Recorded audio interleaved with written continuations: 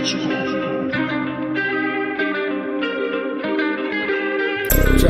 Chop it down. Chop it down.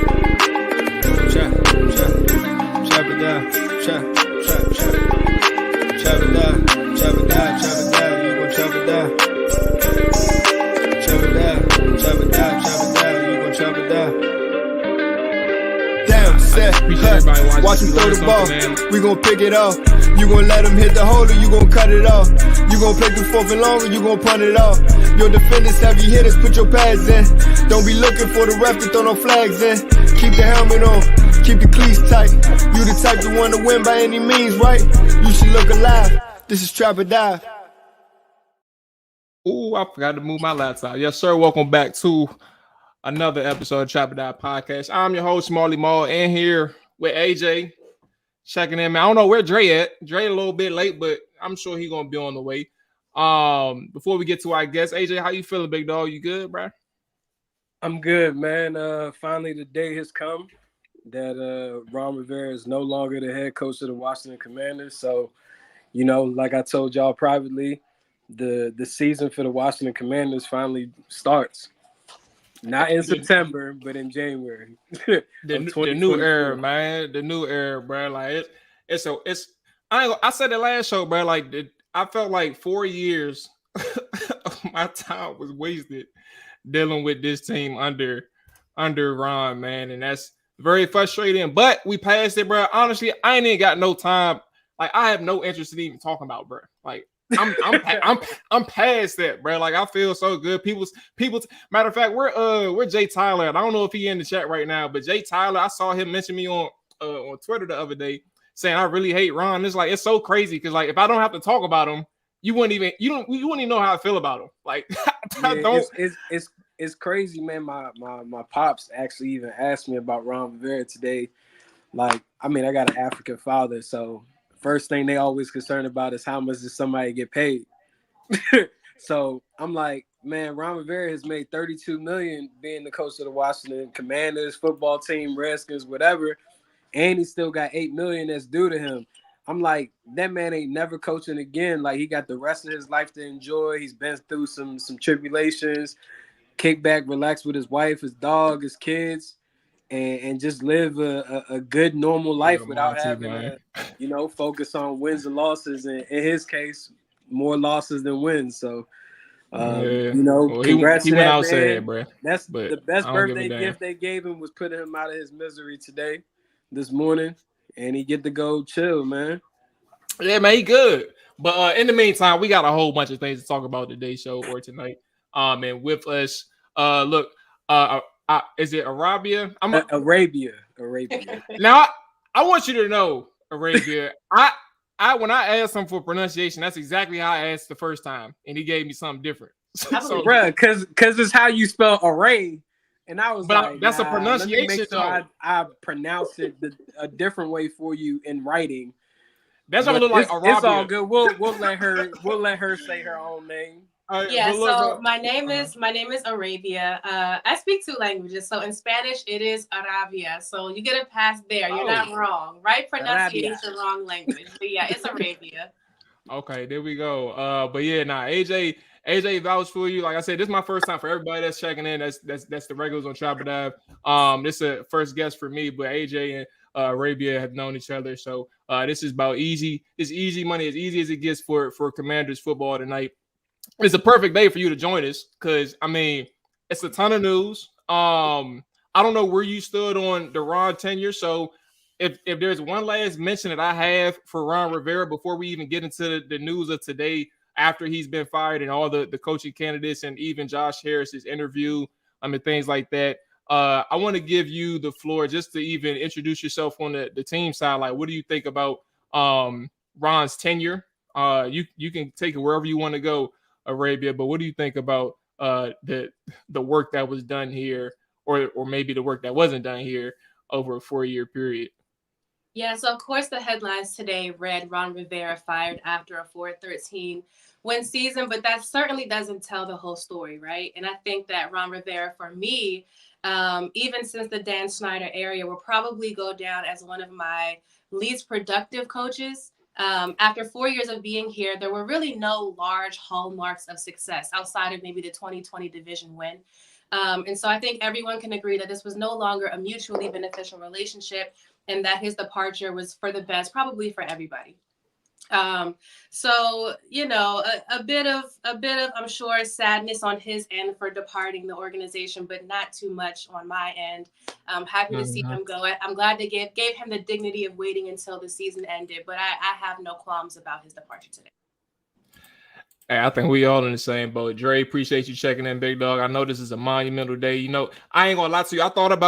I was like, this was one of these days where I knew that I wanted to drink just to celebrate, right? But I also had a battle. I was at the liquor store. I was like, bro, I don't know. After what I went through Thursday, I barely survived that show, bro. I was like, I don't know if I should, but I did anyway, man. I can't help myself. Hey, man, y'all just some alcoholics, bro. Y'all just looking for any reason to drink. I don't need you. Y'all be drinking on St. Patrick's Day too, huh? I don't know. Why not? I got part Irish in me. I did one of them DNA tests, so you know what I'm saying. I got a little bit of Irish in me. You got a little bit of Irish in you? I got a little bit of everything in me, bro. There you go, man. Pause. You're right. Shout out to AJ, because I was about to say, all right, I feel it, bro. Nah. Hey, you feeling that drink? Shout out to AJ, bro. Maul take that sip. He good. AJ helped me out, bro. Okay, so we know where we at, man. Ron's been fired today. No more like officially done with the Dan Snyder era after the removal of Ron. Currently as we stand, and correct me if I'm wrong, because I've been at the gym for like the last 2 hours, but we know that Eric Bieniemy still on the staff. And then I'm sure that most of the assistant coaches are still around, just by I don't know, like standards in the NFL, I guess. I think Martin Mayhew got fired. I think Herney's still around. Hold on. What? Martin Mayhew? Yeah, I don't think that Martin Mayhew got fired. I'm pretty sure he's still on staff. I saw that there was one report that he did, but from all of the other sources that I saw, the other additions, which I'm sure you guys will get to, are going to help him find a GM. So for right now, Martin Mayhew is still in the building. All right, so he's still here. Consultants will help find a GM. Okay. So, all right, bet. So so everybody's still around there. So pretty much there's some people within the coaching staff that had expiring contracts. Eric Bieniemy is not one of those. When he signed here last year, he had a 2-year contract. So essentially, whoever that they might hire as a head coach could still utilize his contract to be their OC, since they have to pay him anyways. But as far as what I've read, I haven't been on it every single minute, but Marty Herney and Martin Mayhew are still doing their job. They're still employed until someone is officially hired. But the way that Washington is going about doing the interview process, they're kind of finagling around it, because in most cases you're supposed to have those people be fired before you can conduct these interviews. They're kind of just doing it a different way. Football ops, whatever, like just so they don't have a structure right now, AJ. Like they have to do it this way without the structure in place. Yeah, they just trying to. I mean, we'll get into it, but I don't blame them. Like, you got to strike while it's hot, because let's just go ahead and get into it right now. Then let's talk about it now, because from what I understand, and you got the floor, AJ. But from what I understand, today, I think I sent it to the chat too. Like, this is one of those times where, matter of fact, Josh Harris said it in his presser, like he's doing a rapid yet thorough search of like his choices, or whatever he is he's looking for. And I think from what we understand to this point, he's looking for, or he's interviewing people for a GM role, head of football operations, and obviously head coach. But to his point, what he said in the presser, rapid but thorough, odds are he's trying to get this done pretty quickly. AJ, you got the floor to just finish everything that you had going on, but we kind of understand at this point as well that Bob Myers and Rick Spielman are going to be working alongside Mitch Rails, Irvin, Magic. I'm reading the presser, but Magic Johnson, David Blitzer, and obviously Josh Harris as their as his advisory group or committee. But yeah, where are you at in terms of like how quickly do you think they need to get this done? I mean, how quickly they need to get it done versus how quickly I think they will get it done is two different things. Because this morning I personally woke up surprised at the news that Bob Myers, formerly of the Golden State Warriors, and Rick Spielman, a long-term executive and GM for the Minnesota Vikings, were going to be involved in this process. But as we all know, a lot of these teams tend to consult with search firms that don't know shit about sports, don't know anything about football, whatever, and they pay them over sometimes over $500,000 to help them conduct these searches. So in this case, I take it that Josh Harris and company, owning two other franchises in different leagues, they just said, hey, we'll utilize our database, pay them a consultant fee. And these people have actually been in sports, whether it be basketball or football. It's all relative to how you communicate and you deal with human beings and these pro athletes. So I have no problem with how they're going about it. As we've seen today, almost everybody in the NFL pretty much stands to get an interview. Like requests are coming left and right. You're not really even seeing that posted or commented on about the franchises that have had openings for some time now, whether it be the Raiders, the the LA Chargers, the Panthers fired their GM today. But I see it as Josh Harris wants to go get the best guy he can get immediately and make sure if we do identify that is our guy, they don't even have a chance to meet with another organization or even negotiate any type of numbers. Like, we lock in on our guy. So I have no problem with it. It's just all about a lot of these guys that they want to interview have certain rules that they have to abide by. Like Adam Peters, luckily for him, San Francisco has the number 1 seed in the NFC playoffs. So he is free to do an interview.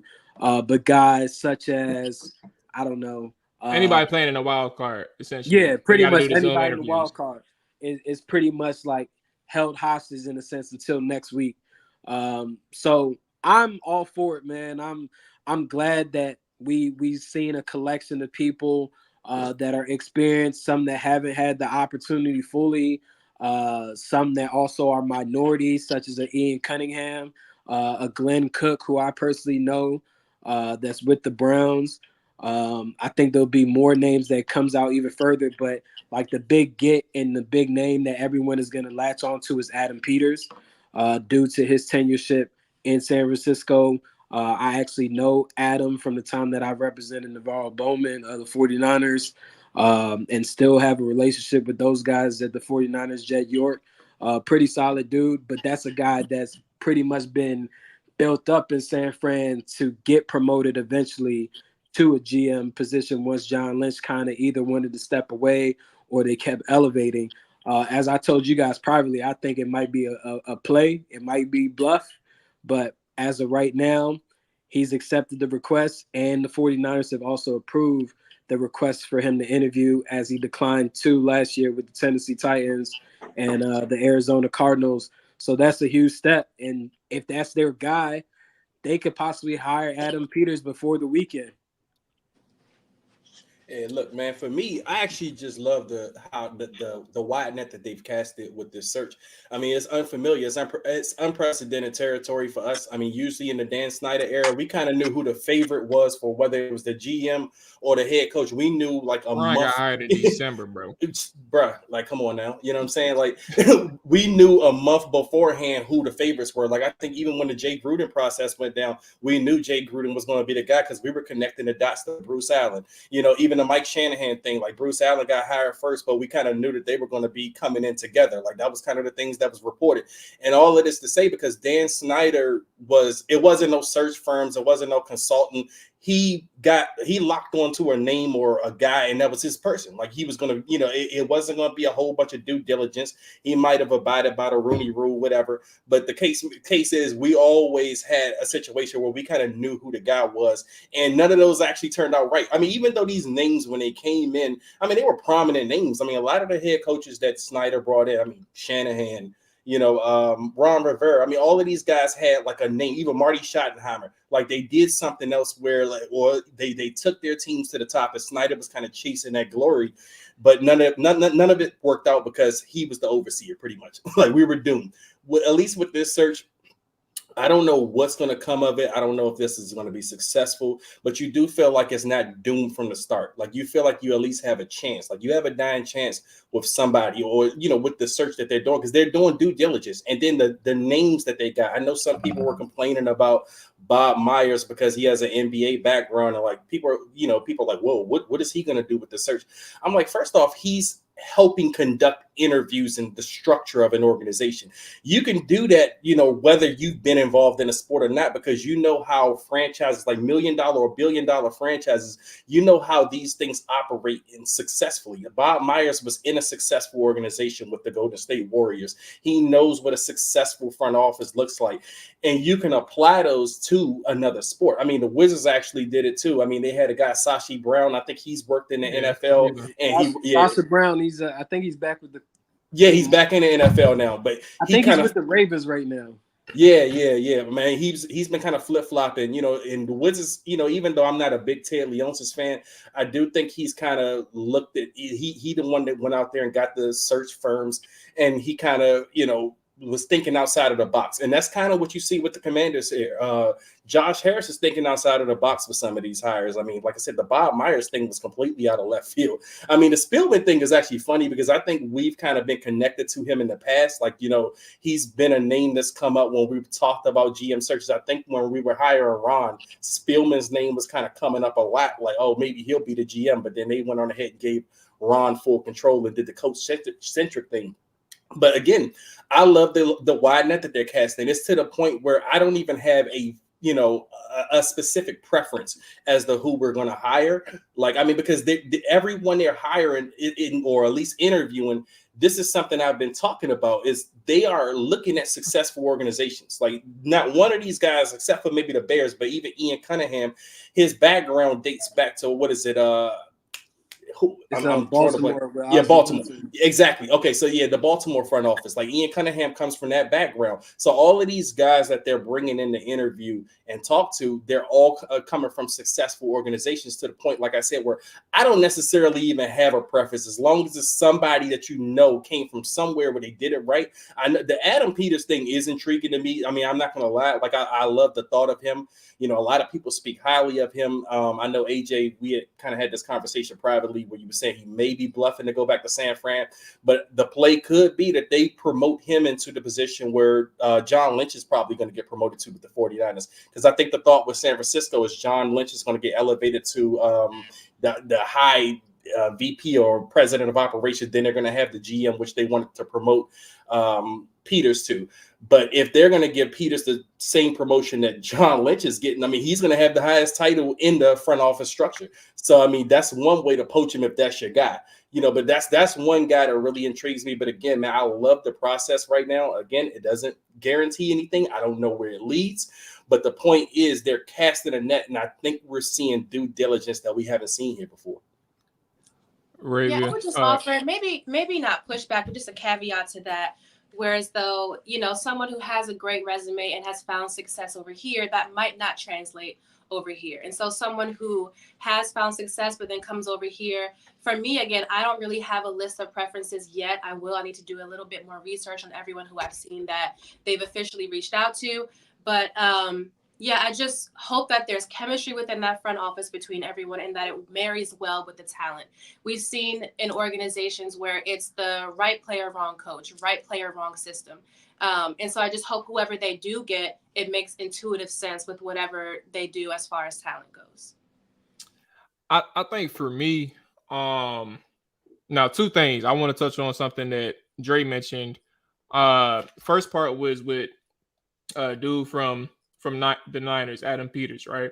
And AJ, you mentioned you think it may be like a little ploy, and he may just come back to San Fran. But I also think that now, granted, I'm spitballing off the strength of like knowing San Francisco over the past few years under John Lynch, right? there's been a lot of conversation just generally around NFL football. Like, think about a coordinator. This is probably the easiest example. Think about Adam Gase in Denver when he had Peyton Manning, right? And he got a head coaching job off Peyton Manning, right? And I'm sure the job for him was obvious. It was a clear promotion, but like he took that job because he wanted to prove that it wasn't Peyton Manning that was doing the work. It was like I'm just as good. Like I can scheme up an offense, right? And then now, granted, when I say Gase, like that's a terrible example of a head coach.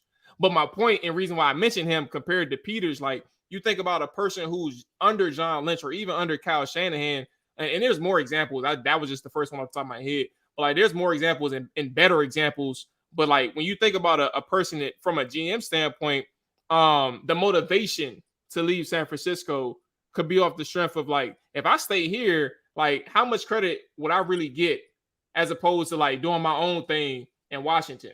I mean, I think like, a good example of that would be Eric Bieniemy, and we saw Eric Bieniemy kind of get away from Andy Reid, get away from Patrick Mahomes, and see him on his own from underneath Reid. So I mean, we do see that very often within our own organization. Yeah. I'm about to say, there you go. I say that's one right now, our front yard. But the crazy thing is, of all the names that came out today, the one name I was sitting back waiting on, and it kind of correlates with what you're talking about, Maul, right? Is Will McClay. Will McClay is pretty much the GM of the Dallas Cowboys. Black guy. Like, for whatever reason, he has not wanted to get out of that fold. He's not wanted to propel himself to be the face of, I'm the one that picked Micah Parsons. I'm the one that picked Deron Bland, Trayvon Diggs, CeeDee Lamb, DeMarcus Lawrence. Like, he hasn't wanted to do that yet. I think everyone just, for whatever reason, everyone has they mission or they purpose of how they want to be identified amongst the league. And maybe that is Adam's calling. You feel me? Maybe he does want the recognition, but then there are some that just have such a strong relationship with the ownership group that they don't even care. Like, they cool with whatever they get as long as they got their job, they getting their pay. Would you call that lack of ambition? That sounds like lack of ambition. I mean, not to say that that's a bad thing, but maybe they don't want the shit. You know what I'm saying? I don't even know. Like, it may just be a person who's like, you know what? Lack of ambition probably is a strong word. I'm about to say, some people, when people think about comfort, like I know people. You like your job, Dre. We both in government, bro. We know what comfort look like, bro. Like, people just, I see it every day. We know what comfort look like. So you might be right, bro. Lack of ambition. I don't know. I mean, I don't know if it's lack of ambition, but it could be just some people are comfortable, man. Like, you take an Adam Peters, for example. You grew up in California, you grew up in the West Coast, you've been there your whole life. To uproot your family to the East Coast, for example, is a hell of a move. I know it would save him a lot of money because living in Santa Clara is not cheap. Like, shit, is DC. Yeah, but it's not even remotely close. Like, I know you're right though. You're right. In Santa Clara, you could have a $8 million home and have no gated community. Like, you right on the block with the gas station and the Dunkin' Donuts. Like, so it's just one of those things, man. It'll be interesting to see how these interviews unfold, because I do believe if Adam Peters truly gives them an inclination, like, I want this job after that interview, like I said, this could probably get done before the first wild card game on Saturday. So to add on to the second part of this, right?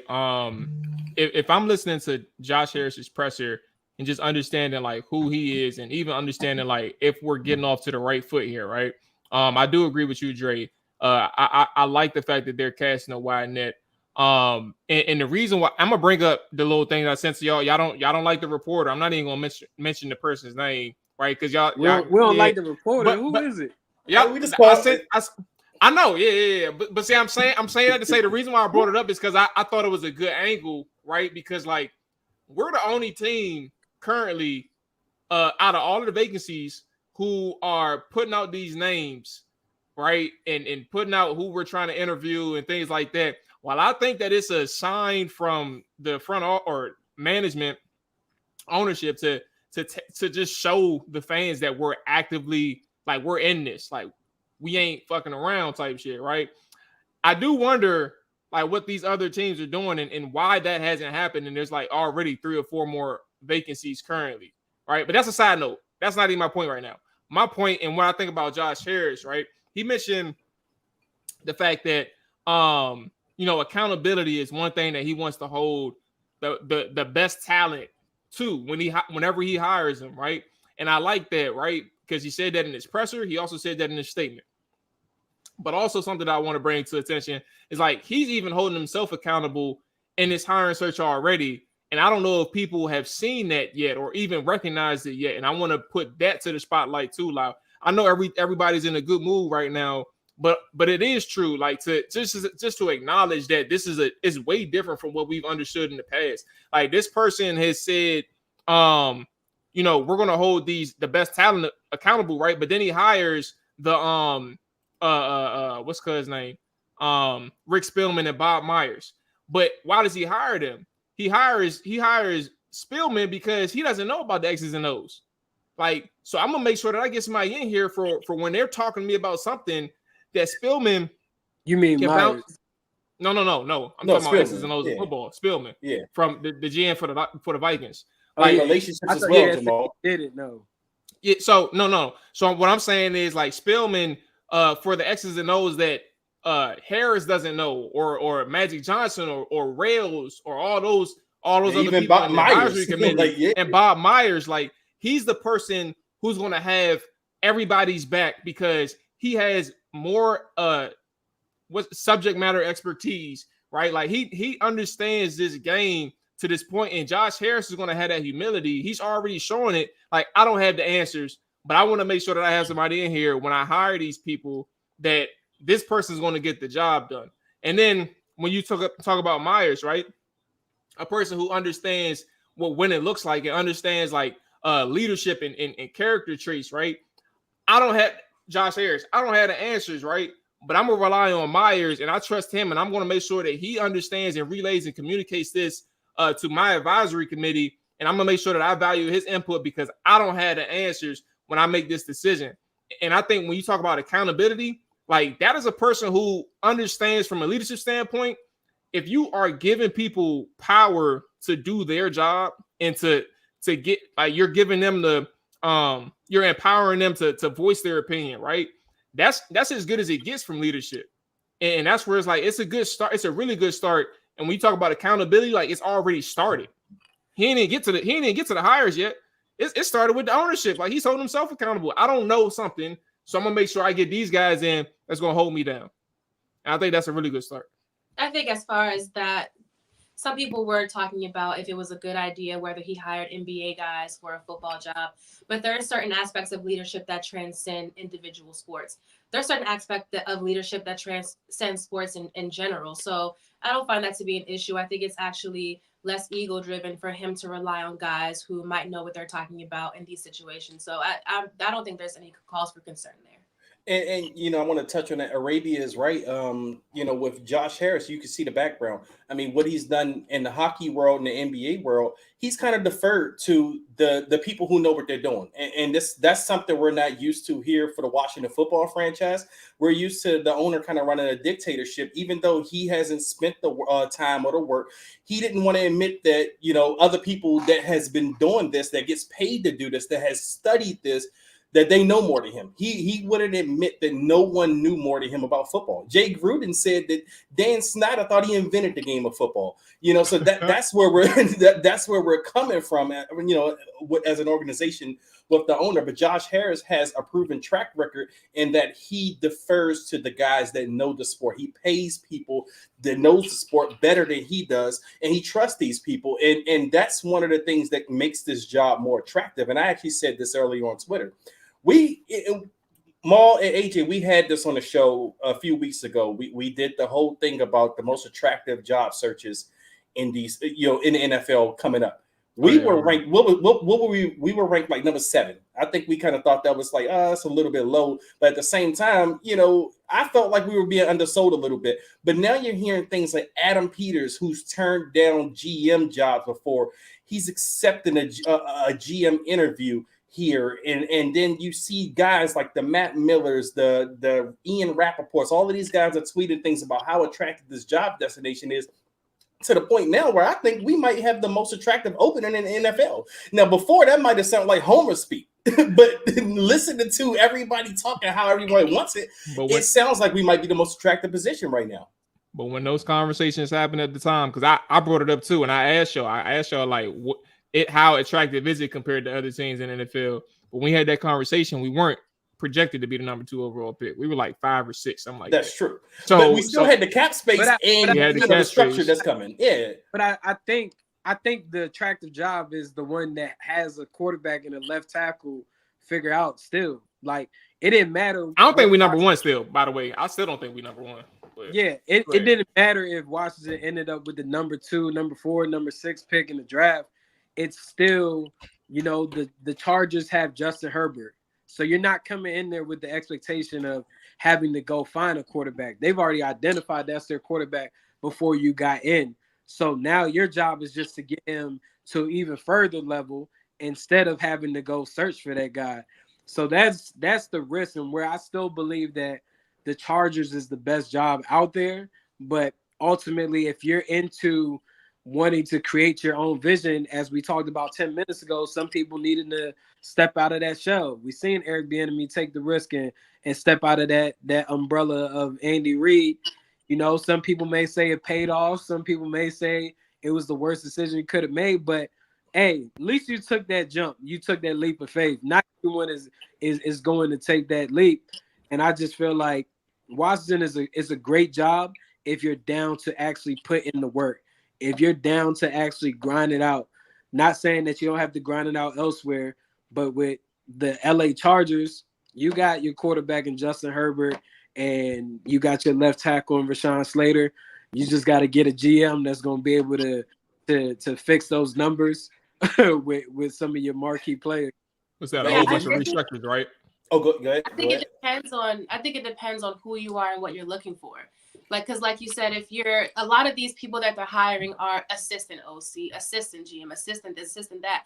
And it could be very alluring to be like, hey, now you could be credited with helping to develop this quarterback that we get out of the draft. You could be credited with, really making your mark and putting your stamp on an offense or whatever it is. So depending on like who you are, what your resume is, and what you're looking for out of a position, this could for sure be the most attractive destination for you versus going to a place that already has a Herbert. Because then people are going to be like, oh, the talent was already there. They were kind of just a placeholder, or you would have less of a magnitude of credit for what you're doing. So I would say it really just depends. We are extremely attractive as far as matriculation into our organization, not just because of the opportunity for the draft picks and all the arsenal that we have, as far as cap space, 5 top 100 picks, but a very rare rebuild in the NFL, considering how rarely ownership changes from top to bottom, from ownership to potentially a new OC. We'll see what happens there. Head coach, drafting a quarterback, all these different pieces.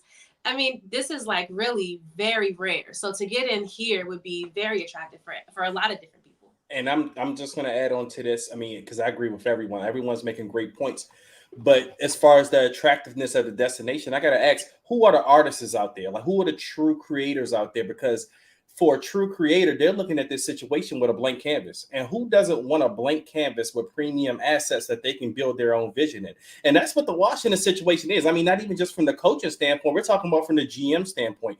I mean, you get to come in here and pretty much create this team and the vision that you want to see it. Sure, you can go to San Diego with Justin Herbert and try to build something there with him. I mean, I'm sure that's attractive to certain guys like maybe Jim Harbaugh. The guys who've kind of been what you want to call the retreads. Maybe even Raheem Morris would view that situation as a more attractive. But a guy like the Ben Johnsons, the Mike McDonalds, those type of candidates who've never had a head coaching job, they can look at this situation and say, hey, I can come in here and I can draft my quarterback number 2, and I can look like a damn genius when I leave out of here if I can create, everyone, no one's coming in here thinking they're going to fail. Everyone thinks they're going to come in here and they're going to be the guy. And if you come out here and be the guy here, you feel like, man, I can walk out of here, goddamn genius. You know what I'm saying? So that's how I think for the artists, for the people who that are hungry, the people who want to create something, this makes this place much more attractive than even a San Diego who already has their left tackle and their quarterback in place.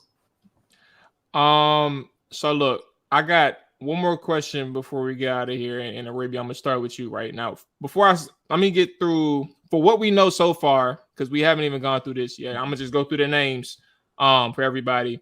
And we're gonna add. Oh, it's all right. I added it. All right, bet. So far for head coach, known request. And y'all can fill me in if I'm missing somebody. We have Aaron Glenn, the Lions defensive coordinator, Ben Johnson, Lions offensive coordinator, Jim Harbaugh, potentially, Raheem Morris, Rams defensive coordinator, Anthony Weaver, Ravens assistant head coach / defensive lines coach. Then you got Mike McDonald's, the Ravens DC, then obviously Bobby Slowick, Texas OC. For front office, known requests, Glenn Cook, for the Browns, he's interviewing for head of football operations, or request was for head of football operations candidate. And Cunningham, Bears assistant GM, he's interviewing for GM candidate, or he's a GM candidate. Mike Borgonzi, Jaren, I saw you in the chat.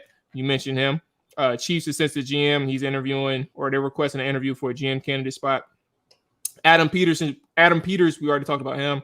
And then Alec Halaby, Eagles assistant GM. He's interviewing for a head of football operations candidate.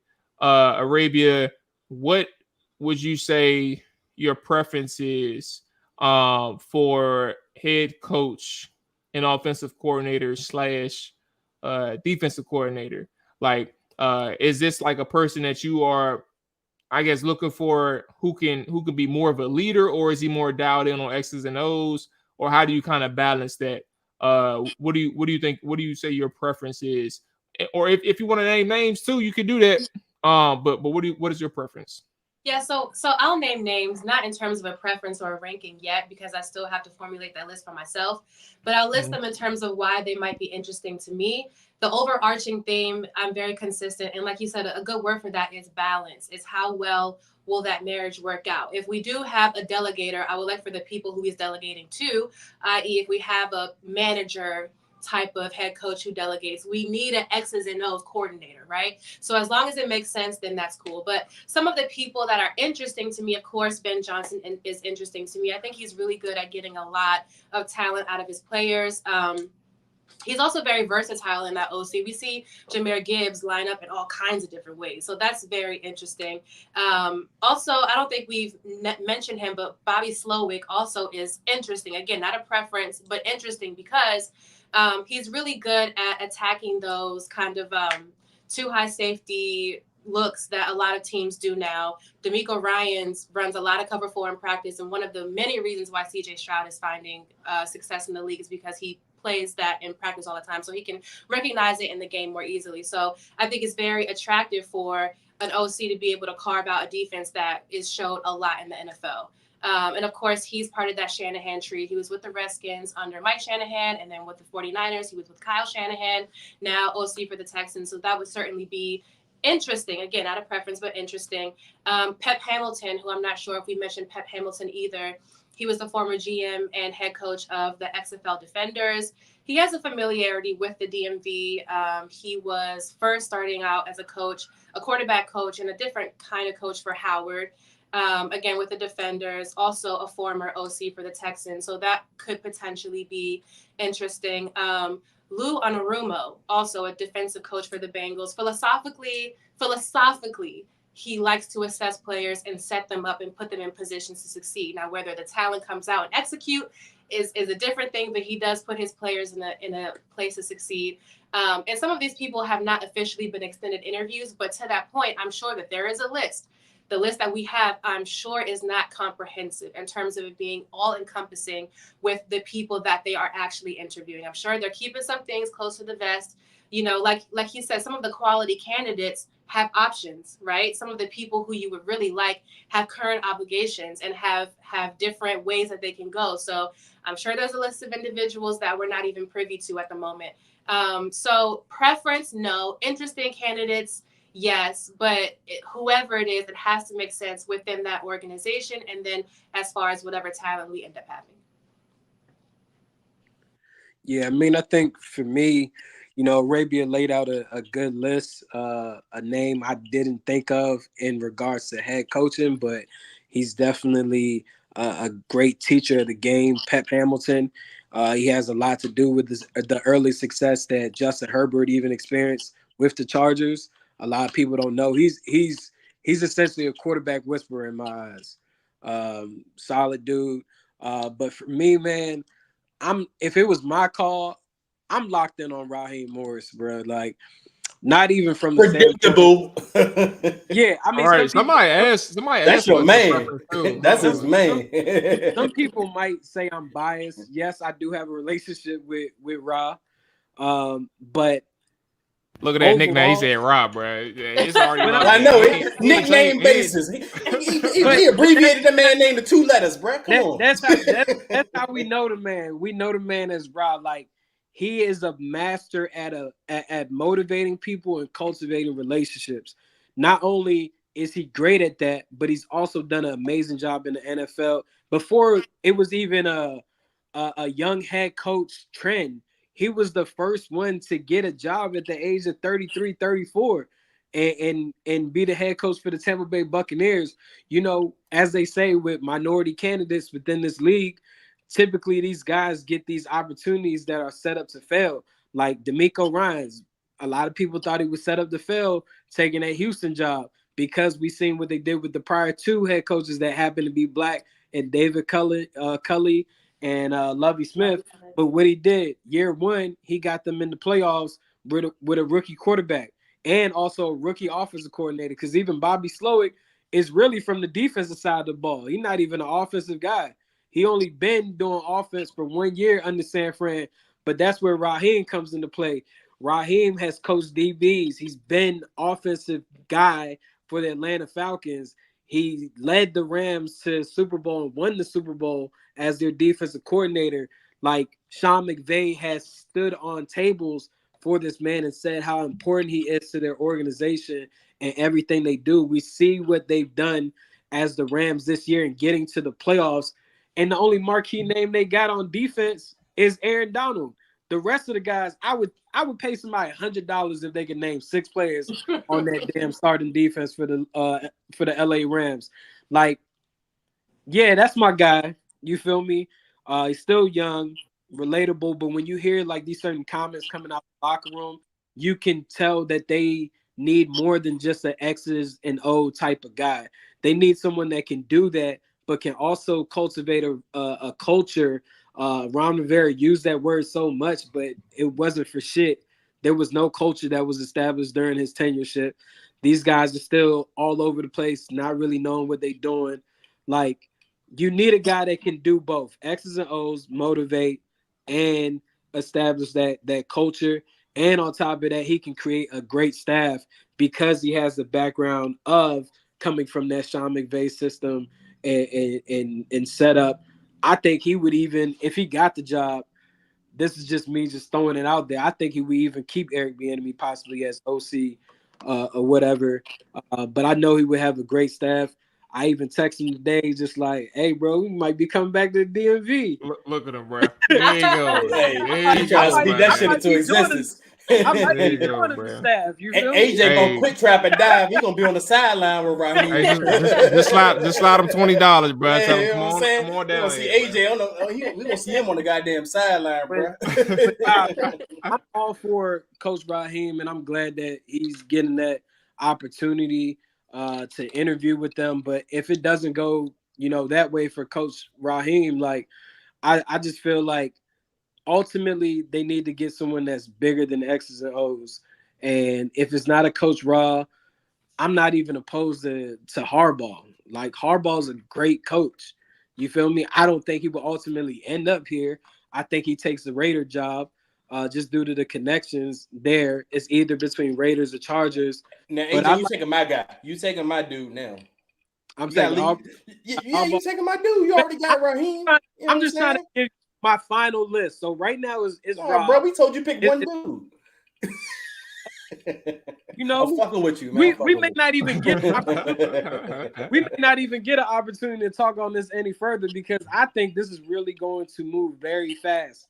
If they hire a GM before the first wild card game, you're kind of already gonna know who's next in line to be the head coach. Like that's essentially what's gonna happen next.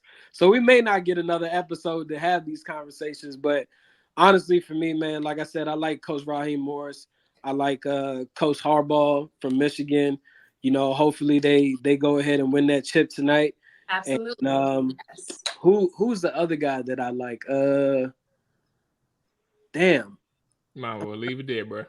Okay, I will say who I don't like. I'll just finish it off with this. I do not like Ben Johnson. So whatever you do, you've been saying that. Stay away from Ben Johnson and stay away from Joe Gibbs.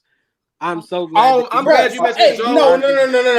I'm glad he mentioned Joe, bro. I'm not glad he mentioned Joe. Son, there's no. I thought it was bullshit until I looked on Twitter, bro, and I saw somebody. I heard somebody calling on the radio today, like, and they was seriously talking about Joe Gibbs, like bringing them back to have them have conversations with you. I said, bro, I thought it was bullshit until I heard it and seen it. I was like, bro, there's no way that you're going. The guy brought in Carson Wentz and Ron Rivera, and you're asking him to get involved again. Hey, can we stop throwing strays at my man Joe Gibbs? It ain't him. Great coach, bro. No, I put his name on that bullet. No, his name. Why is his name on the bullet, AJ? His name is on the bullet because the only person in the world that would have listened to him was Dan Snyder because he didn't have anybody else. Snyder doesn't have it. He pushed everyone he could listen to. So the only person he called Daniel Snyder could have called DC Sports Dre. He could have called Let Maul Tell It. Could have called Arabia. He could have called anybody, bro. He don't know us. That's the only person he ever respected, AJ. That's the only person Joe Gibbs ever respected. Dan Snyder, the only coach he's ever respected was Joe Gibbs because he grew up a Redskin fan watching Joe Gibbs. No other coach he respected like Joe Gibbs. So when he pushed everyone away, when he alienated himself and put himself in his own little box, he said, damn, I don't know who else to consult on this. Who can I call? Joe Gibbs. Joe, can you put a good word in me for Ron Rivera? I can't hire nobody else. No one else wants to work for me. That's the situation the Carolina Panthers are in right now, and I don't envy them. I'm sorry, Carolina Panthers fans. There's not many of you out there, and you're probably not listening to this show, but you are the new Washington Redskins / Commanders, and I am sorry for that, but I'm happy it's not us anymore. So, yeah, we got to stop giving Joe those strays, man, because Joe only he gave a suggestion that only an idiot like Dan Snyder will listen to. Hey, that's what we're going with. Hey, do we got any like and they got all on this. So. All right, we got any last thoughts on this preference thing? I honestly don't have a name. I don't have no name. I think I said it the last show. Like my main thing is like understanding what leadership looks like. And the way that things started with Josh Harrison, what I outlined earlier, like I think the way his head is structured in terms of like his approach. I'm all for that. Like that's all I need. And at that point, whatever the candidates come out, I'm willing to get him a shot. And I think that's the most important. Such a wide net, bro. You can't necessarily. I can't. Like people can do it, but I can't narrow down on like 2 or 3 people. Like that just can't be me, bro. I just need to know like what type of leadership do they bring? Like, do we get Antonio Pierce? I saw somebody bring that up in the chat. Like the person who can cultivate a locker room, who can really like have their players buy in and understand, like, you know, this is the coach that's going to give me the confidence that I can do XYZ on the field. And because he gave me that confidence, I'm willing to do whatever for this man. And I'm willing to, I understand what winning looks like because of him. So, like, that's all I need. I don't have no names for you, but that's kind of where I'm at. Do anybody got? Yeah, I mean, because I haven't gave my preferences yet, but I'm going to say this about Antonio Pierce. I mean, I think the Raiders should keep him. I mean, I think he fits whatever the Raiders should be wanting to build, the culture that they want to build. But obviously, we talked about ownership in Las Vegas, and they're a little different. But Antonio Pierce, as far as when it comes to us, I'm still a little bit bitter about Antonio Pierce. I don't know, Maul, you a little younger, but I remember. Man, I know what he did, bro. He said we did him wrong. He said screw us. He went to do No. We didn't do that man wrong. He went and got more money, which as he should have. He was decent for us in Washington. But when he got to New York, bro couldn't stop talking shit about us. I mean, he called us every name in the book, and I'm still childish, I'm petty, and I'm still holding a grudge against Antonio Pierce. But I love him, man. I want him to do good in Las Vegas. It just whatever, you stay over there on the West Coast, you do your thing. But anyway, my preference is Jim Harbaugh. I mean, like I said, AJ took my guy. I mean, but I mean, not to say that that's my my tunnel vision. I'm kind of with you, Maul, in the sense that like I am willing to wait this out, and I'm willing to give benefit of doubt to whoever they hire out here. But I mean, I think that a home run hire would be a Jim Harbaugh, man, because I mean, I know he can rub some people the wrong way. He's almost like an Eric Bieniemy in a sense, as far as like coaching styles and demanding so much out of his staff and his players. But he has a proven track record of winning everywhere he goes. I mean, San Francisco, Michigan now. I mean, the guy can turn around. He has a proven track record, and he's a no-nonsense dude. And that's what I like about it. And I also been kind of thinking lately, like, he might be a long shot here because the Chargers and the Raiders are kind of, the names that's been popping up a lot with him. But you got to think with Jim Harbaugh, he might be thinking of this situation that's kind of attracted to him for more reasons outside of, obviously he can draft a quarterback at number 2. You have a lot of cap room. But the ability to kind of start a big kind of media thing and a rivalry thing with his brother up the street. I mean, I know the Ravens have never been a true rivalry of ours, but John Harbaugh has wanted that to be a rivalry. Like Washington fans, we don't really think about Baltimore like that. We don't play them like that. But John Harbaugh has for years been saying he wants to steal the fan base from Washington. Yeah. He wants our fans. He wants to bring us here. He wants to show us. And they've done everything you need to do as a franchise to kind of gain that support and all. But fuck you.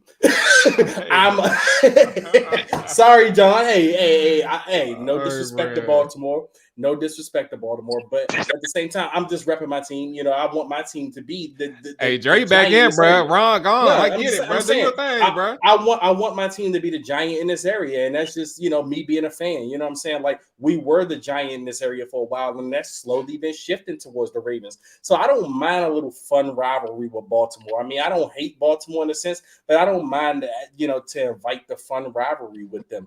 You know what I mean? And I think you add a guy like Jim Harbaugh, that adds something more fun to it. I mean, even though we don't play him that often, we may play him every 4 years or whatever the case may be, but it's still fun to have that little in-state rivalry with them.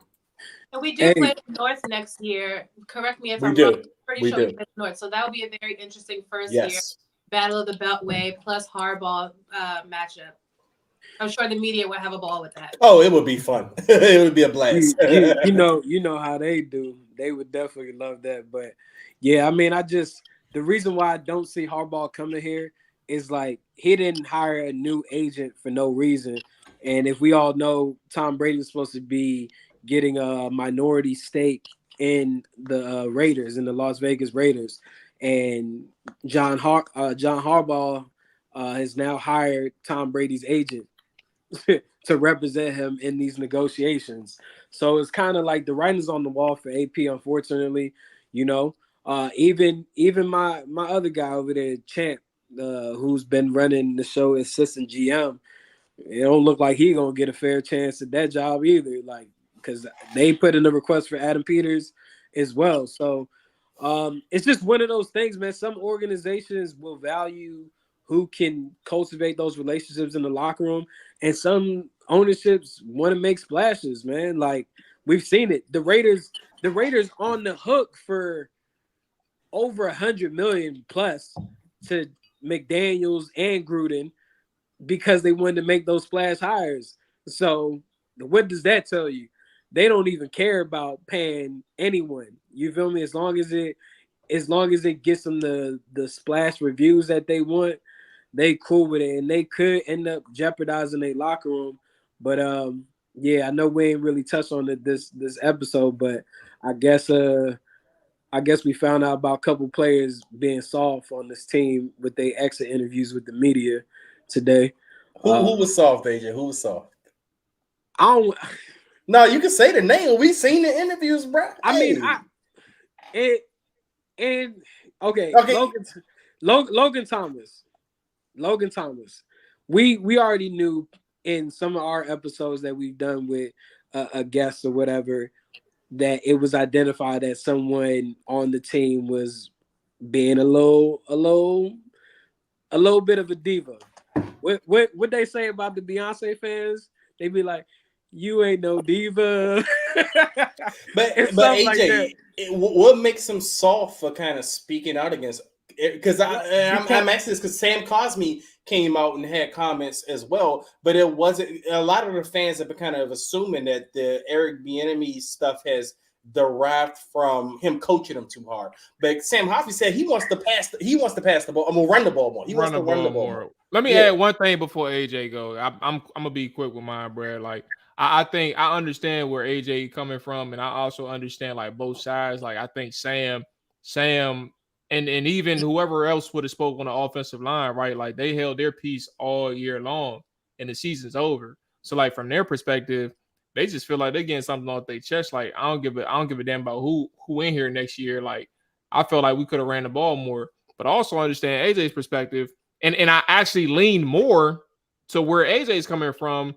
It took me some time to think about it, but like I lean more to AJ's side because it's like, bro, like man, this is the scheme. Like this is what it's you a player doing your job, bro. Like you can voice your opinion, sure, but at the same time, bro, like you do what you gotta be asked to do, and unfortunately, Bieniemy don't like to run the football.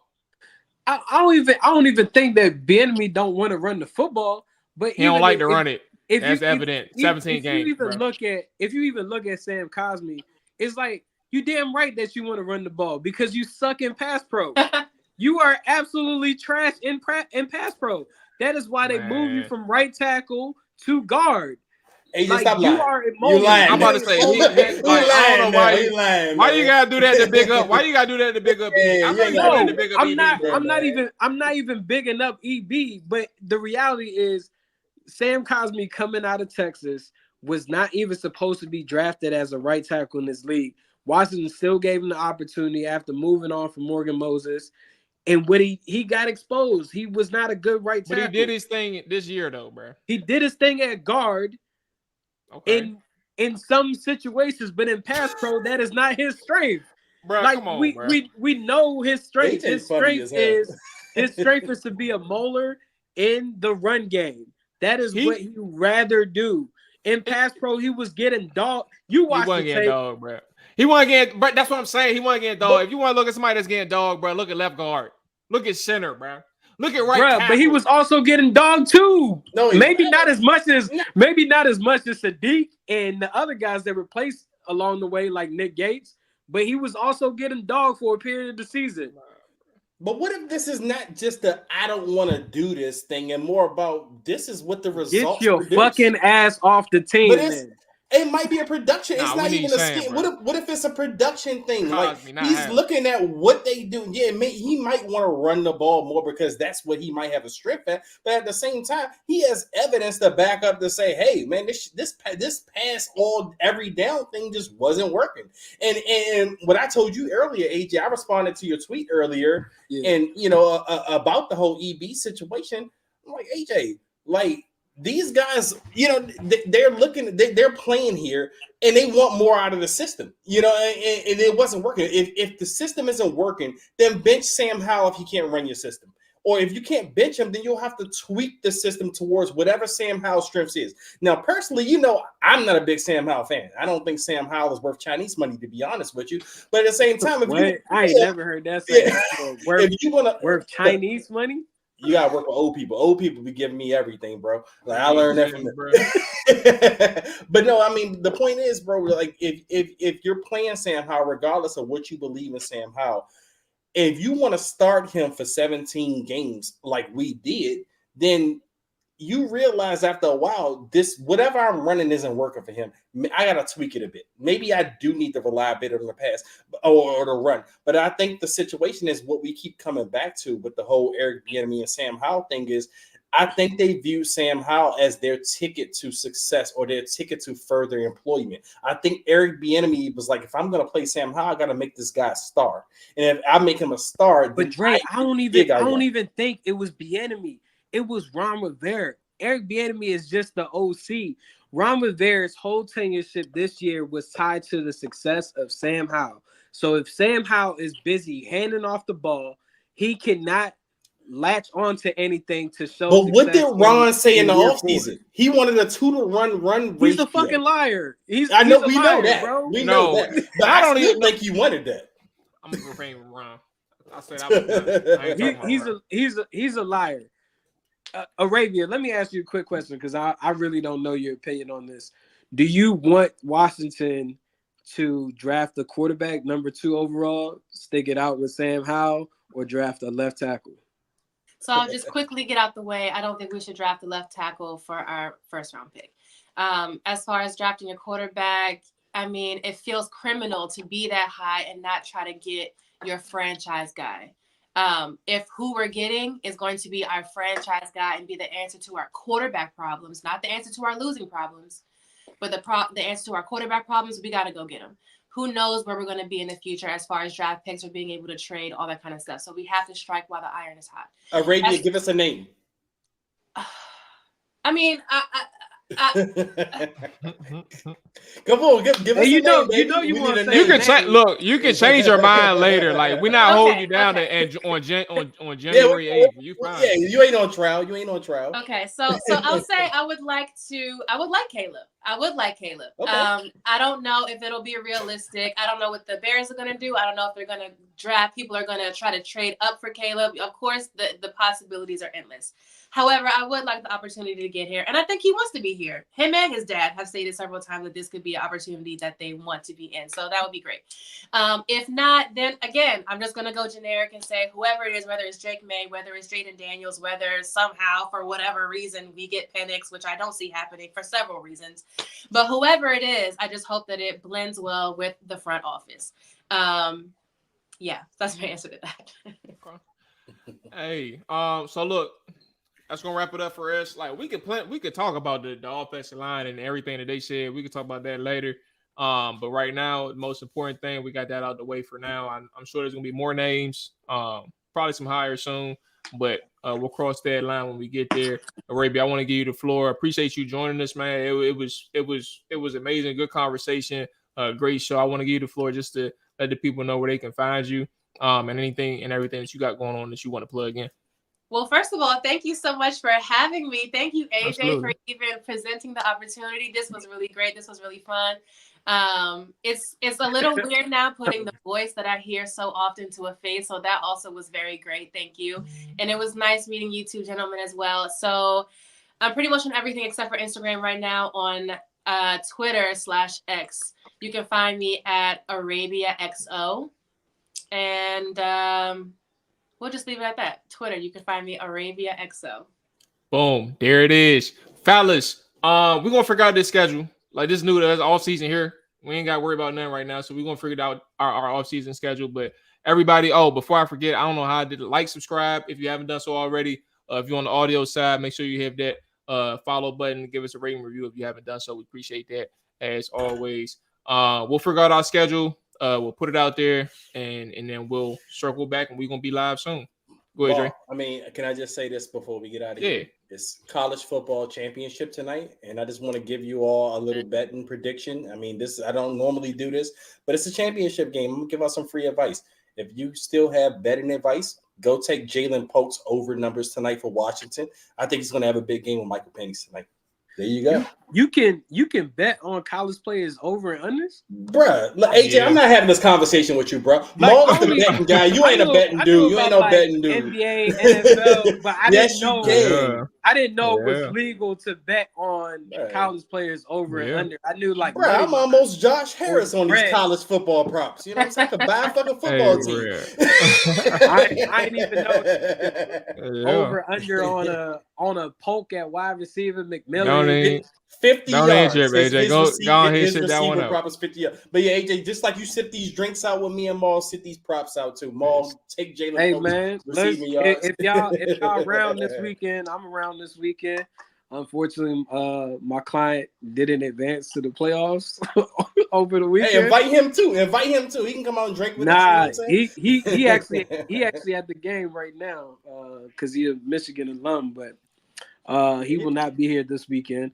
Yeah, if y'all want to link up, man, let's have some hookahs, some drinks. You know, I ain't had a drink. The first thing you mentioned with the hookah, bro. He love that hookah. You know, AJ love that. They playing with the hookah, bro. I need the hookah to That's go a Virginia with dude right there. AJ, all Virginia. hookah with the reposado. You feel me? All right, say no more, bro. Let's lock in. Let's lock in there. That's it. All right. Arabia, you can join too if you want to, but I'm pretty sure your weekend is busy. As always, you know, my 4-year-old who is here in the background has me running around the world. So thanks for the offer. We could take him to Six Flags. You know, we can go to Six Flags. All right, we out of here. Stay tuned. We'll tap in with the episodes. But yeah. Oh, all 32 back on Thursday. But yeah, that's gonna wrap it up for us. Y'all be safe, enjoy your weekend, all that good stuff. Peace. Yes, sir.